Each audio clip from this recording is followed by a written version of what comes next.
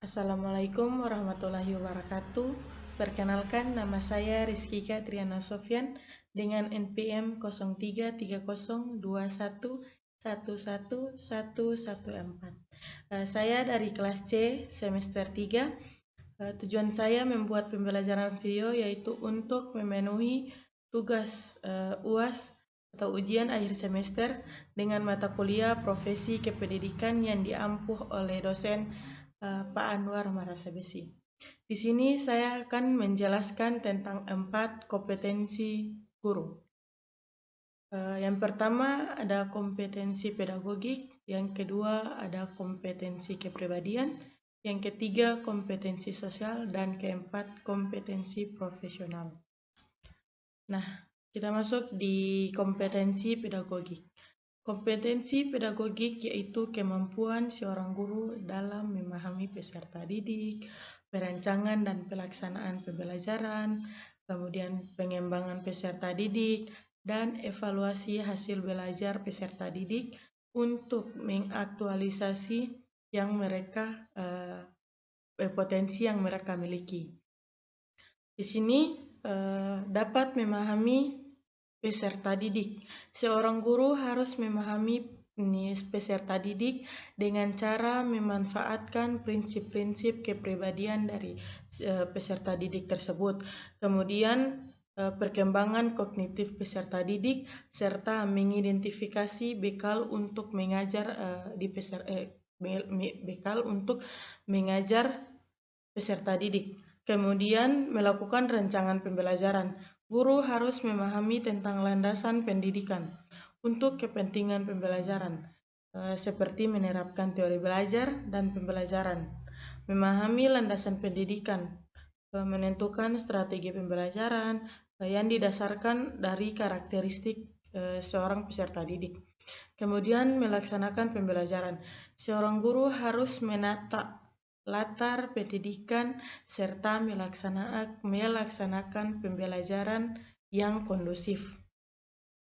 Kemudian ada merancang dan mengevaluasi hasil peserta didik.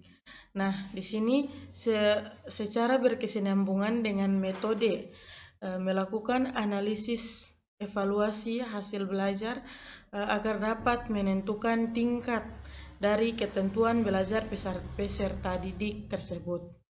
Kemudian kita masuk di kedua yaitu kompetensi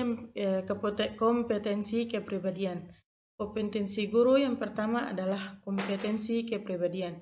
Kompetensi kepribadian adalah kemampuan personal yang dapat mencerminkan kepribadian seseorang yang dewasa, arif dan berwibawa, mantap, stabil, berakhlak mulia, serta menjadi teladan bagi peserta didik. Di sini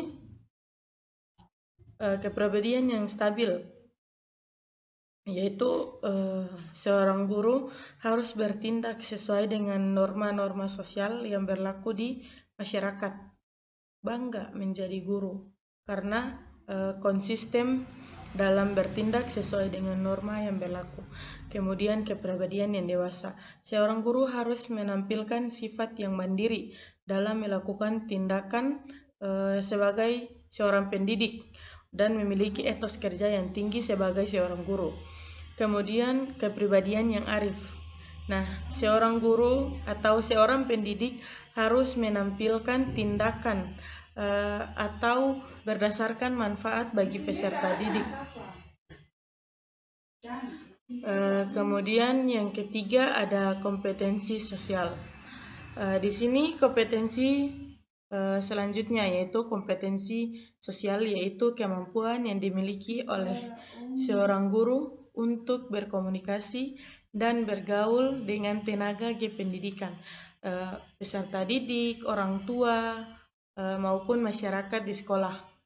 Nah, dengan memiliki sikap inklusif berdasarkan objektif dan tidak melakukan diskriminasi terhadap agama, jenis kelamin, kondisi fisik, ras, dan latar belakang keluarga, dan status sosial. Nah, kemudian Guru juga harus dapat berkomunikasi secara santun, empatik, dan juga efektif terhadap sesama guru atau terhadap tenaga kependidikan serta peserta didik dan juga orang tua peserta didik. Guru juga dapat beradaptasi di tempat bertugas di berbagai wilayah Indonesia yang beragam kebudayaannya. Kemudian guru juga mampu berkomunikasi secara lisan dengan tenaga kependidikan, peserta didik, orang tua, maupun masyarakat di sekitar sekolah.